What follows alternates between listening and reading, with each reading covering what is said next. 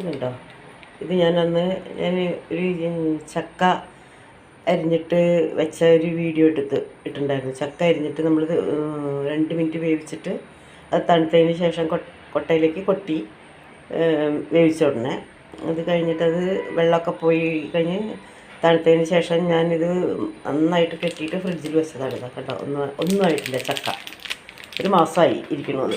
ഇതൊന്ന് നമുക്ക് നോക്കാം, തുറന്ന് നോക്കാട്ടെ. ഇനി വെള്ളത്തിലിട്ട് വെക്കണത് പകുതി ഇതൊക്കെ ഉണ്ടോ, ഇതാണ് ചക്ക. പകുതി എടുത്ത് വെള്ളത്തിലിട്ട് വയ്ക്കാം.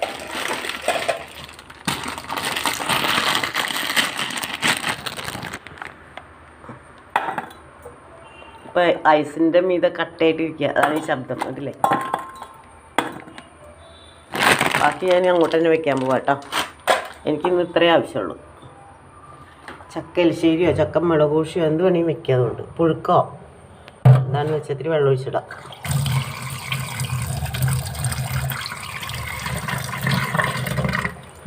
വെള്ളം ഒഴിച്ചിട്ടാൽ ഇത് ഉണ്ടോ, വെള്ളം ഒഴിച്ചിട്ടാൽ അത് എരിശ്ശേരിയാണ് കേട്ടോ വെച്ചത് കേട്ടോ. ചക്ക എരിശ്ശേരിയുടെ റെഡി ആയിട്ടുണ്ട്. നല്ലോണം വെന്ത് നല്ല അടിപൊളി ചക്ക എരിശ്ശേരി.